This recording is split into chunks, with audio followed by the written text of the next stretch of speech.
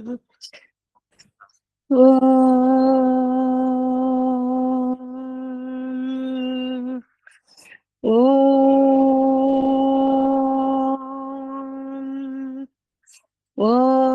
భూర్భువస్వః తత్సవితుర్వరేణ్యం భర్గో దేవస్య ధీమహి ధియో యో నః ప్రచోదయాత్.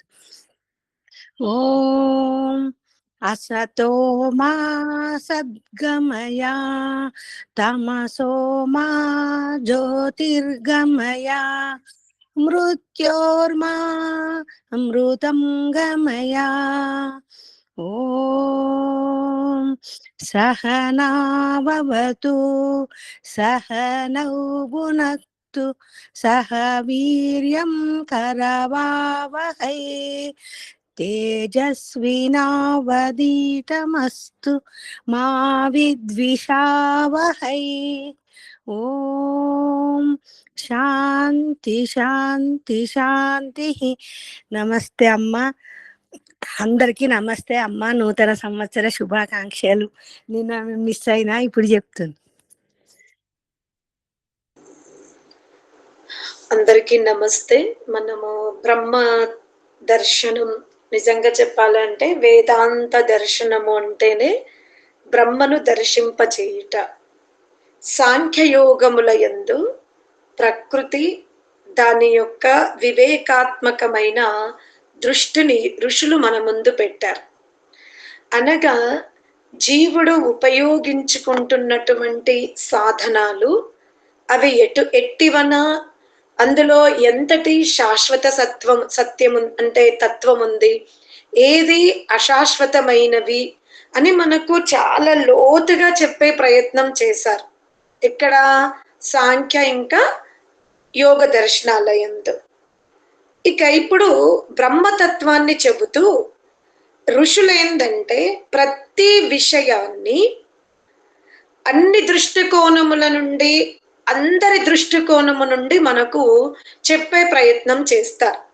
అందుకే ఋషయః మంత్రద్రష్టారః అంటారు. ఋషులు చాలా లోతుగా ఆలోచిస్తారు. ఇప్పుడు ఇక్కడ మనము ఈ జగత్తుని గనక తీసుకుంటే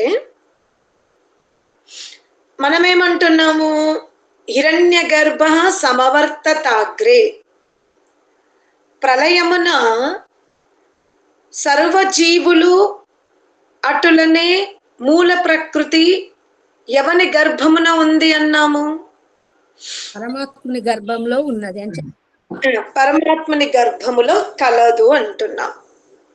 చాలా జాగ్రత్తగా మనం తెలుసుకోవాలి. ఏక ఆసీత్, అతని అందే ఈ సర్వము ఉండింది ప్రళయ సమయముల అని మనము వర్ణించుకుంటూ ఉంటాం. కానీ ఇప్పుడు ఈ కార్యరూప జగత్తు చూద్దాం. ఎందుకంటే గౌణశ్చేన్ నాత్మ శబ్దాత్, ఇక్కడ ఆత్మ శబ్దము వలన ప్రకృతి మాత్రమే చెప్పబడుతుందా అంటే కాదు. ఇక్కడ బ్రహ్మ కూడా మనము అథాతో బ్రహ్మ జిజ్ఞాస అన్న ఆ సూత్రము నుండి బ్రహ్మను ఇక్కడ వరకు తీసుకొచ్చుకున్నాం. ఆత్మ ఎవరిని ఆశ్రయించి ఉంది అంటే, ఈ ఆత్మ ఎటుల బ్రహ్మను ఆశ్రయించి ఉందో అటులనే జడ పదార్థమైన ప్రకృతిని కూడా ఈ జీవుడు ఆశ్రయించి ఉన్నాడు. అందుకనే ఇక్కడ లోకమున చేతన పదార్థము వలన జడ పదార్థము లేదు.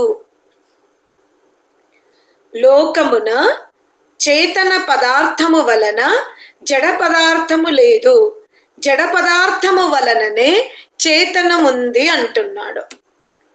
చాలా జాగ్రత్తగా విందాం. ఇప్పుడు ఇది సూత్రాలు, ఋషుల అభిప్రాయాలని మనము ఒక కథా రూపములో కాకుండా తర్క రూపములో కూడా మనం వినాలి.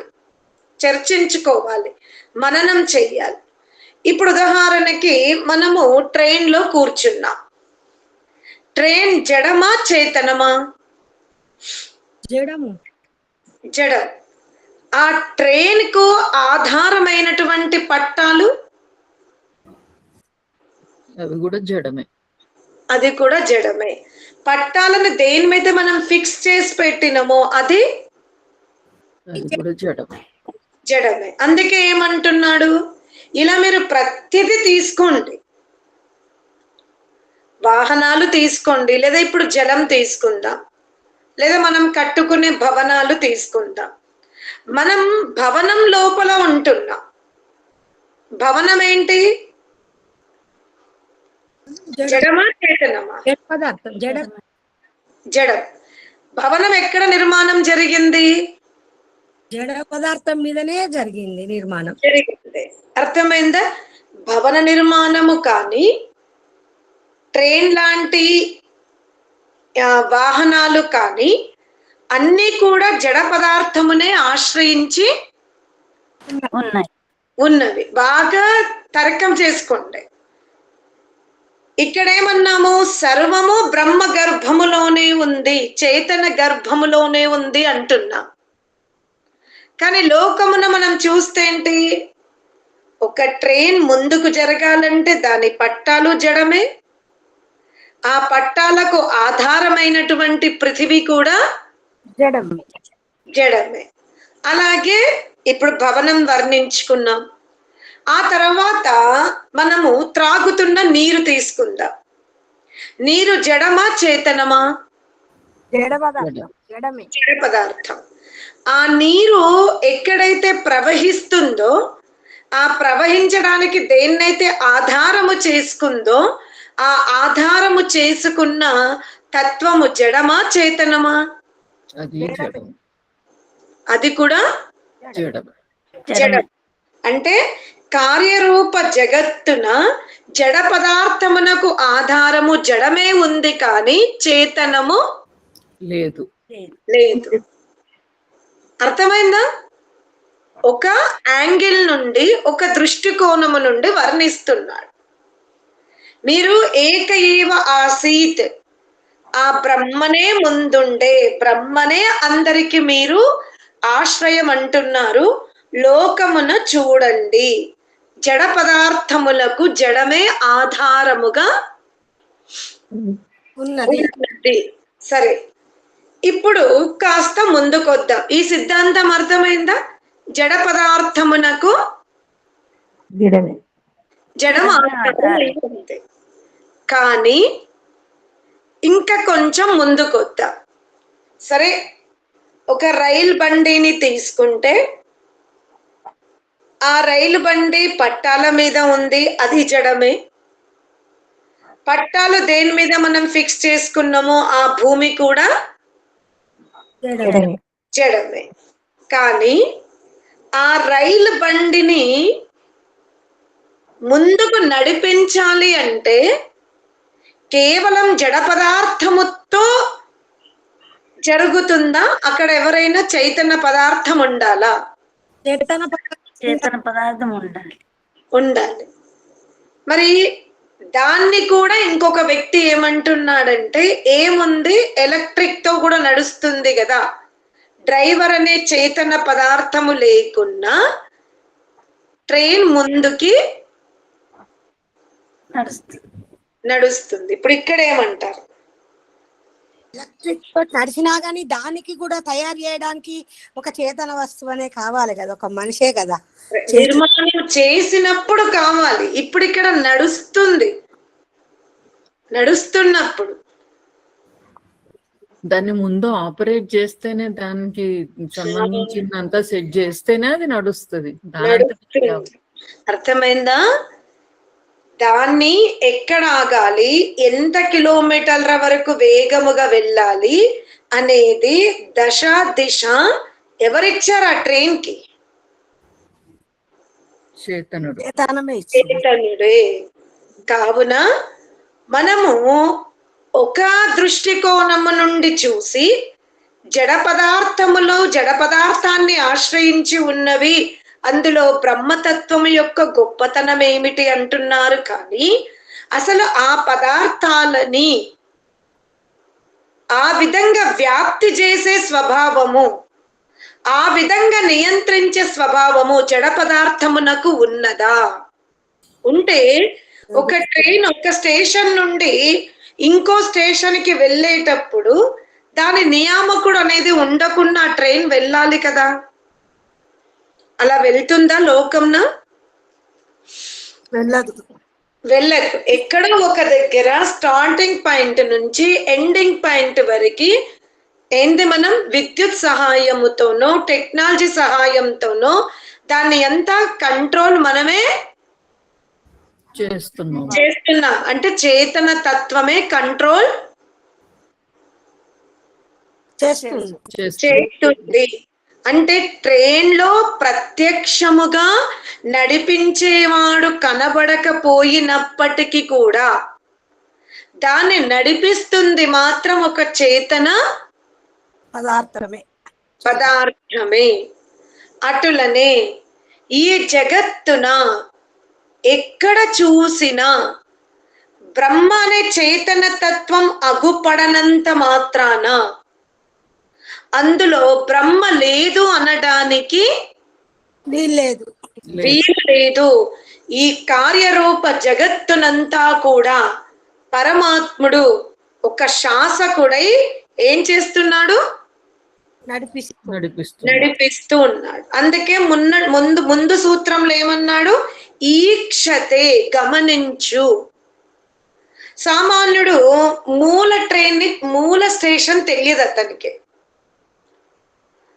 బాలుడు చూశాడు అంటే మధ్యలో కొన్ని స్టేషన్లు వచ్చాయి, అక్కడ అరే ట్రైన్ ఏంటి డ్రైవర్ లేకుండానే నడుస్తుంది అనుకుంటా. మనం కూడా చాలా వింతగా చెప్పుకుంటాం. ఏమని? డ్రైవర్ లేకుండానే నడుస్తున్నది అని చెప్పుకుంటూ ఉంటాం. కానీ నిజంగా అది సత్యమా?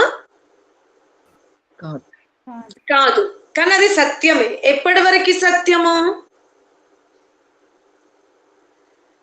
కాలముతో అది సత్యం. ఎందుకంటే బాలుడు స్టేషన్ లో ట్రైన్ ని చూసినప్పుడు అక్కడ అతనికి నడిపించువాడు అగుపడలేదు. అంతవరకే బాలుడి వాక్యము సత్యం. కానీ దాన్నే ప్రమాణంగా తీసుకొని అసలు ట్రైన్ ని నడిపించడానికి ఎవరి ప్రమేయము లేదు అనడంలో మాత్రం సత్యం లేదు. అటులనే ఈ జడ పదార్థమున బ్రహ్మ అగుపడకుండా సూర్యచంద్ర నక్షత్రాదులన్నీ కూడా ఒకదాని చుట్టూ ఒకటి తిరుగుతూ వృద్ధి చెందుతూ ఉన్నవి కాదనడానికి వీల్లేదు. కానీ సూర్యచంద్ర నక్షత్రాలన్నీ కూడా నియామకముగా భ్రమణము చేస్తున్నవి, తమ తమ పరిధిలోనే తిరుగుతున్నవి అంటే అది ఒక నియామకుడి వలననే జరుగుతుంది అని అంటున్నారు. ఆ నియామకుణ్ణి స్వయం సూర్యుడు చూడలేడు. ఎందుకు? సూర్యునికి చూడాల్సిన అవసరం లేదు. ఎందుకంటే ఆ సూర్యుడు ఒక జడ పదార్థం. అతనిలో తన శక్తికి మించి ఆలోచించేంత శక్తి సూర్యునికి లేదు. అలాగే ప్రపంచములోని జడ పదార్థాల యందు తమ శక్తికి మించి మరొక శక్తిని స్వీకరించేంత శక్తి వాటికి లేదు. కానీ మానవ జన్మ ఎత్తిన తరువాత ఈ జీవాత్మ మాత్రం సర్వమును తెలుసుకోవాలనే కుతూహలతో ఉంటుంది. అంటే ఈ కుతూహలతనే జీవాత్మను చాలా ఉన్నతి స్థితికి నడిపించగలుగుతుంది. అందుకే ఏమంటాడు? తమేవ విద్వాన్ న బిభాయ మృత్యోర్ ఆత్మానం ధీరం అజరం యువానం. బాలుడు ఒక స్టేషన్ లో నడిపించేవాడు లేకుండానే ట్రైను నడుస్తుంది అని నాట్యం ఆడుతాడు, ఆనందాన్ని చూపిస్తాడు. ఏంటి ఇంత ఇలానా ఇలానా అని అనుకుంటున్నాడు. అంటే బాలుడు యొక్క ముఖ కలయికలు చూడండి, అమ్మ డ్రైవర్ లేకుండానే ట్రైన్ నడుస్తుందే అని చాలా ఆశ్చర్యపోతాడు. అదే తల్లి కూడా తన తోటి తల్లులతో ట్రైన్ డ్రైవర్ లేకుండానే నడిచింది అని బాలుడు వలె నృత్యం చేసింది అనుకోండి, ఆ తల్లి గౌరవింపబడుతుందా తిరస్కరింపబడుతుందా? తిరస్కరించబడుతుంది. ఎందుకు? బాలుడు అదే దృశ్యాన్ని చూశాడు, తల్లి అదే దృశ్యాన్ని చూసింది. మరి బాలుడు ఎందుకేమో తల్లి ఒడిలో నృత్యం చేస్తుంటే తల్లి ఆస్వాదిస్తుంది, తల్లి తన తోటి ప్రాణుల దగ్గర చెబుతూ ఉంటే ఆమె ఎందుకు తిరస్కరింపబడుతుంది? ఆ విషయంలో జ్ఞానం ఉంది కాబట్టి. బాలుడు అంటే అల్పజ్ఞుడు, అల్ప సామర్థ్యం ఉన్నాడు, వాడికి ఇంకంత వివేకము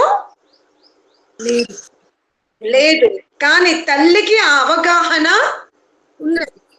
ఉండాలి, ఉంది కూడా. అందుకనే అటులనే సామాన్య మానవుడు పరమాత్ముని గురించి వివిధ రకాలుగా చెప్పవచ్చు, కానీ విశేషమైన ఆత్మ పరమాత్ముని గురించి బాలుడి వలె వర్ణించడానికి వీలు లేదు. అందుకని ఆ బ్రహ్మని, ఈ సృష్టినంతా నియామకముగా నడిపిస్తున్నటువంటి బ్రహ్మని ఎటుల బాలుడు తెలుసుకోలేడో అటులనే సామాన్య ఆత్మ కూడా ఆ విశేషమైన ప్రతిష్ఠ గల బ్రహ్మని చూడలేదు. ఏ ఆత్మ చూడలేదు?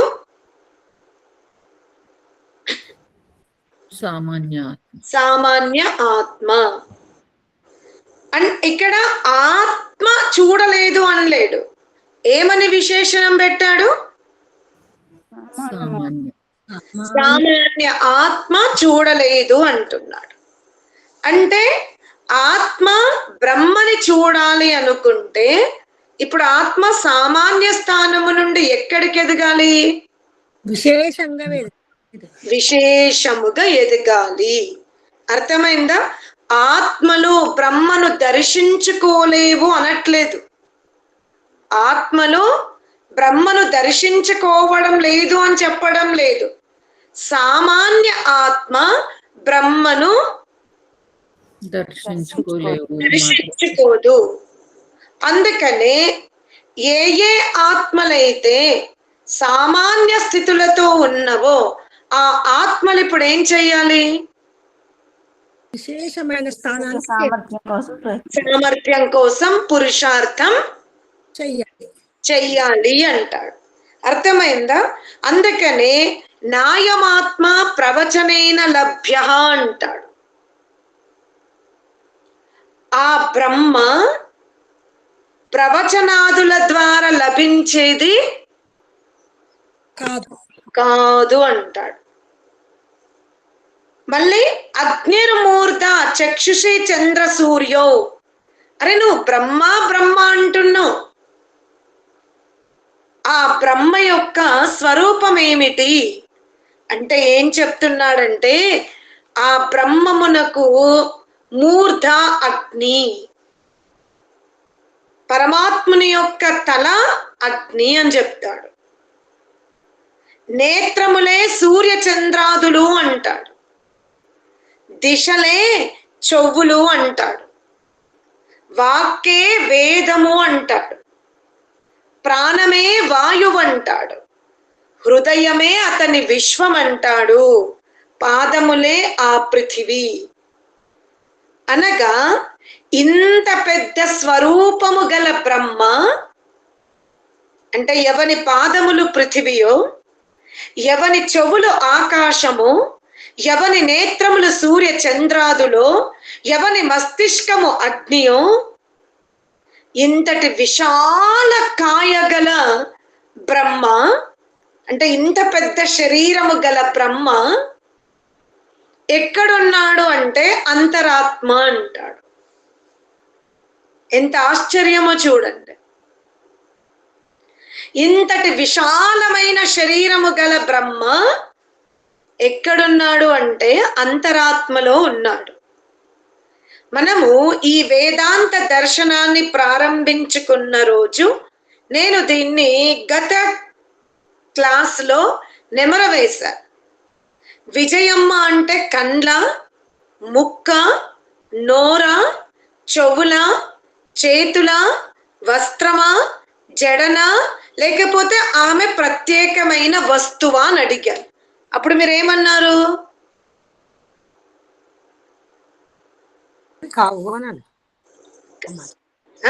ఆమె కన్ను కాదు, ఆమె చెవు కాదు. ఎందుకంత షార్ట్ లో ఆన్సర్ ఇచ్చేశారు? ఆమె కన్ను కాదు, ఆమె చెవు కాదు, కాదు, ఆమె కేశములు, దంతములు, రక్తము, మాంసము, మజ్జ కాదు. వాటన్నింటి యొక్క సమూహముతో ఏర్పడినటువంటి ఒక పిండమున ఎవరున్నారు? ఒక ఆత్మ. ఆ ఆత్మనే విజయమ్మ. అదే కదా మనం గత సూత్రాలలో తెలుసుకుంది. అవునమ్మా. ఈ వీటి యొక్క సమూహముతో కూడిన ఒక పిండమున గల ఆకారవంతమైన వస్తువునందు విజయమ్మ ఉంది. కానీ అది వేరు, ఇది వేరు కాదు. ఇదంతా కలిస్తేనే ఒక ఈ సర్వ పదార్థాలు కలిస్తే ఒక పిండం ఏర్పడింది. ఆ పిండమున గల ఒక చేతన తత్వం పేరు ఆత్మ. ఆత్మ శరీరము కాదు, శరీరము ఆత్మ కాదు. ఆత్మ ఎక్కడ ఉంది అంటే శరీరములో అంతరాత్మలో ఉంది. అటులనే ఆ బ్రహ్మ ఈ విశ్వరూపాన్ని ధరించుకొని ఉన్నాడు. విశ్వమే అతని శరీరము. కానీ అతను ఈ బ్రహ్మాండములో అంతర్ముఖుడై ఉన్నాడు. అందుకనే మనకి మోక్ష ప్రాప్తి కలగాలి అంటే ముందు బ్రహ్మను దర్శించుకోమన్నాడు. బ్రహ్మను దర్శించుకోవాలి అంటే ముందు ఎవరిని చూడాలి? మనం ఆత్మ దర్శనం కావాలి. ఆత్మను దర్శించుకోవాలి అంటే అజ్ఞానం పోవాలి అంటే ఏం చేయాలి? మనం యోగాభ్యాసం చెయ్యాలి. అటులనే విశ్వమే ఎవనికి శరీరమో, సూర్య చంద్రాదులు ఎవనికి నేత్రములో, దిశలు ఎవనికి కర్ణములో, ఎవనికి వాయువు స్పర్శగా ఉందో, పృథివి ఎవనికి పాదములుగా ఉందో, అంతరిక్షం ఎవనికి ఉదరముగా ఉందో, త్రిలోకము ఎవరికి మస్తిష్కముగా ఉందో, ఆ బ్రహ్మని నీవు దర్శించుకో. కానీ మనం ఏం చేస్తాము? నేత్రములు బ్రహ్మకు ఉన్నాయని ఉపనిషత్తుకారుడే చెప్పాడు కదా, బ్రహ్మకు చెవులున్నాయని ఉపనిషత్తుకారుడే చెప్పాడు కదా, బ్రహ్మకి పాదములు ఉన్నవి అని ఉపనిషత్తుకారుడే చెప్పాడు కదా అని మనం ఏం చేస్తాము? ఒక విగ్రహాన్ని తయారు చేస్తాం. ఈ ప్రపంచంలో పరమాత్మని ద్వారా నిర్మాణము జరిగిన విగ్రహాలలో సోల్ కూర్చుందా? మానవుడి ద్వారా చెక్కబడినటువంటి విగ్రహాలలో ఎవరైనా ఇంతవరకు ఆ బ్రహ్మను కూర్చోబెట్టగలిగారా? కూర్చోబెట్టలేడు. అర్థమైంది. బ్రహ్మ సర్వాంతర్యామి, సర్వవిధుడు, సర్వజ్ఞుడు గనుక ఒక వృక్షం అనే ఆకార వస్తువు తయారు చేసి దాంట్లో సోల్ని కూర్చోబెడతాడు. ఒక దోమను తయారు చేసి దాంట్లో సోల్ని కూర్చోబెడతాడు. అసలు మాతృ యొక్క గర్భాశయములో జీవుడు ధరించుకున్నటువంటి శరీరాలు తయారవుతూ ఉంటాయి. అసలు లోపలికి ఎటు నుండి వెళ్ళాడు, ఎలా తయారు చేశాడు, ఎక్కడ నిలబడ్డాడు, ఇదంతా చాలా విచిత్రముగా ఆలోచించండి. మనం ఇవాళ ఒక గోడ కట్టాలంటే పక్కన నిలబడి గోడ కడతాం. దాని మీద స్లాబ్ పోయాలంటే దానిపైన ఇంకొక నిచ్చెన వేసుకుంటా. మరి ఈ బ్రహ్మ తల్లి గర్భములో ఎలా ప్రవేశించాడు? ఎలా అక్కడ శరీరాన్ని తయారు చేశాడు? దేన్ని పట్టుకొని కళ్ళను అతుకు పెట్టాడు, ముక్కును అతుకు పెట్టాడు? ఏమైనా మనకు అర్థమవుతుందా? అందుకే ఏమన్నాడు? ఆ బ్రహ్మని ఎవని యొక్క చక్షువులు నేత్రములు మొత్తం విశ్వమయ్యుందో ఆ బ్రహ్మని సామాన్య ఆత్మ దర్శించుకోలేదు. విశేషమైన ఆత్మనే దర్శించుకోగలుగుతుంది. అందుకేమంటాడు? పృథివ్యాది జడ పదార్థాల యందు బ్రహ్మ రహస్యముగా ఉన్నాడు. ఎటులా 20-30 డబ్బాలతో నడుస్తున్నటువంటి ఆ ధూమ శకటానికి ఒక చైతన్యకర్త ఎలా రిమోట్ చేసుకొని నడిపిస్తూ ఉన్నాడో ఎవరికి అగుపడడు. ఎవరైనా ట్రైన్ నడుస్తుందో డ్రైవర్ వల్ల నడుస్తుంది. మీరు పరిగెత్తి చూడండి, ఎక్కడ మీకు డ్రైవర్ అగుపడడు. అటులనే ఈ జగత్తునంతా నడిపిస్తూ ఉన్నాడు ఆ బ్రహ్మ. కానీ జగత్తున బ్రహ్మని ఎవరైనా వెతుకుతే అసలు అతను అంతూ చిక్కడు. జగత్తునంతా నడిపిస్తూ ఉన్నాడు, జగత్తునంతా వ్యాపించి ఉన్నాడు. కానీ ఎవరైనా జగత్తు యందు బ్రహ్మను చూడాలనుకుంటే అది సాక్షాత్కారం అయ్యే పని కాదు అంటాడు. మరి ఎక్కడయ్యా అంటే అంతరాత్మ. లోతైన యాత్ర చెయ్యు, విశేషమైన యాత్ర చెయ్యు, చాలా జాగ్రత్తగా యాత్ర చేసుకో అంటాడు. ఈ క్షణం చాలా జాగ్రత్తగా పరిశీలించు అంటాడు. అర్థమైందా? ఏమంటున్నాడు? ఆ జ్యోతి స్వరూపమును, ఆ అగ్ని స్వరూపమును, ఆ ప్రకాశ స్వరూపమును, ఆ ప్రచండ స్వరూపమును పంచభూతాలతో ఏర్పడిన నేత్రాది గోళాలతో చూడాలనుకోకు. ఏ పదార్థము దేని ద్వారా కూడా నిర్మాణము జరగలేదో, దానిని ఎవరు నిర్మాణము చెయ్యలేదో, అది లేకుంటే ఏది లేదో ఆ తత్వముతో ఆ తత్వమును చూడు అన్నాడు. మీ శరీరములో కనురెప్ప కిందికి రావడము కానీ, పైకి వెళ్ళడము కానీ, మీ యొక్క ముఖములో నాలుక నృత్యము చెయ్యడము కానీ, తీసుకున్న ఆహార పదార్థము జీర్ణం అవ్వడము కానీ, ఈ పిండమున ఎవరి వలన జరుగుతుందో ఆ శక్తి స్వరూపమైనటువంటి ఆ పదార్థాన్ని ఎవ్వరూ పుట్టించలేదు. అది స్వయం సత్తాత్మకమైన శక్తి ఉంది. దాన్ని ఎరుగు, ఫస్ట్ దాన్ని తెలుసుకో. అది నీకు అర్థమవుతే బ్రహ్మ నీకు అర్థమవుతాడు. అందుకనే జీవన యాత్ర, జీవన యొక్క అవలోకనము లోతుగా చెయ్యు.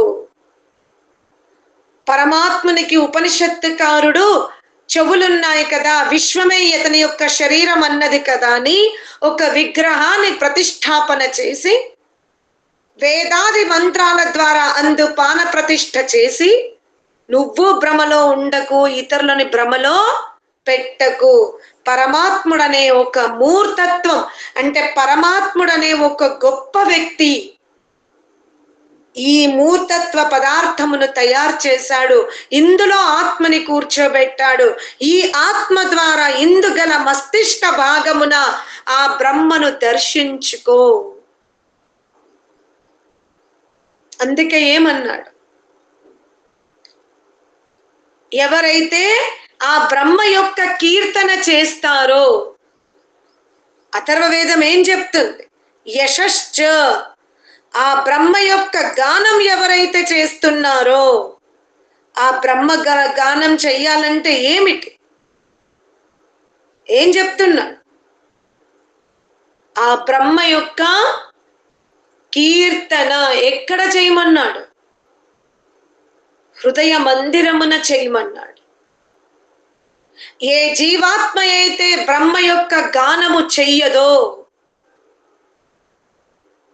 ఆ హృదయమున బ్రహ్మ సాక్షాత్కారం జరగదు అన్నాడు.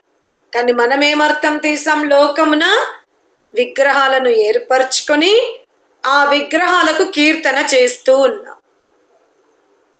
అందుకనే సామాన్య ఆత్మ ఆ బ్రహ్మను దర్శించుకోదు, విశేషమైన ఆత్మనే బ్రహ్మను దర్శించుకుంటుంది.